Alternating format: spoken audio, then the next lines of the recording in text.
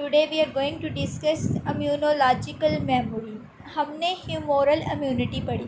हमें पता चला कि बी सेल्स जो हैं वो दो तरह के सेल्स बनाते हैं जब एंटीजन आती है। एक प्लाज्मा सेल्स होते हैं, एक मेमोरी सेल्स होते हैं। मेमोरी सेल का क्या काम होता है कि मैसेज को सेव कर लेना ताकि नेक्स्ट टाइम सेम एंटीजन आए तो एंटीबॉडीज़ पहले से ज़्यादा बने और जल्दी बने। अब यहाँ पे एक टर्म है एंटीबॉडी टाइटर, इसका आपको पता होना चाहिए। एंटीबॉडी टाइटर क्या होता है कि ये एंटीबॉडीज़ की अमाउंट होती है सीरम में। फॉर एग्जांपल सीरम में अगर 80% है एंटीबॉडीज़ तो वो क्या हुआ, एंटीबॉडी टाइटर हुआ। 50% है तो वो अमाउंट क्या हुई, एंटीबॉडी टाइटर।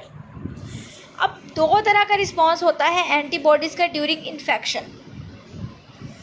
प्राइमरी रिस्पॉन्स में क्या होता है, जैसे ही फर्स्ट टाइम एंटीजन आती है तो काफ़ी दिनों तक कोई एंटीबॉडीज़ नहीं बनती।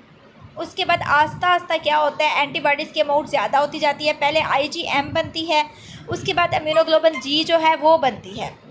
और बी सेल्स जो होते हैं वो प्लाज्मा सेल्स बनाते हैं, और कुछ बी सेल्स ऐसे हैं जो कि मेमोरी सेल्स बनाते हैं। मेमोरी सेल्स क्या करते हैं, मैसेज को सेव कर लेते हैं। उसके बाद आस्ता आस्ता क्या होता है कि एंटीबॉडीज़ की जो अमाउंट होती है उसमें डिक्लाइन आना शुरू हो जाता है। ये प्राइमरी रिस्पॉन्स था। प्राइमरी रिस्पॉन्स में क्या हुआ, फर्स्ट टाइम एक्सपोजर हुआ एंटीजन का, एंटीबॉडीज़ बनी, लेकिन काफ़ी दिनों के बाद बनी। ठीक है, पहले इम्यूनोग्लोबुलिन M बनी, फिर इम्यूनोग्लोबुलिन G बनी, और उसके बाद उसमें फर्दर डिक्लाइन आ गया। सेकेंडरी रिस्पॉन्स में क्या होता है, अगर सेम एंटीजन आती है किसी टाइम के बाद, एक स्पेसिफिक टाइम ड्यूरेशन के बाद सेम एंटीजन आएगी तो जो एंटीबॉडीज़ बनेगी वो ज़्यादा बनेंगी और वो जल्दी बनेगी। ठीक है, इंक्रीज्ड एंटीबॉडी रिस्पॉन्स किस वजह से है, ये उन मेमोरी सेल्स की वजह से है जो फर्स्ट टाइम एक्सपोजर में बने थे। इसी चीज़ को हम कहते हैं इम्यूनोलॉजिकल मेमोरी। वो रैपिडली प्रोड्यूस करेंगे, बी सेल्स को स्टिमुलेट करेंगे, B cells plasma cells produce करेगी। ठीक है, और प्लाज्मा सेल्स क्या करेंगे, एंटीबॉडीज़ बनाएंगे। अब यहाँ पे देखें, फर्स्ट एक्सपोजर हुआ एंटीजन का तो 7 डेज़ तक कोई एंटीबॉडीज़ नहीं बनी। ठीक है, 14 डेज़ पे क्या हुआ कि मैक्सिमम नंबर ऑफ़ एंटीबॉडीज़ बनी। उसके बाद क्या हुआ, 28 डेज़ पे आके एंटीबॉडीज़ का नंबर जो है वो डिक्लाइन हो गया।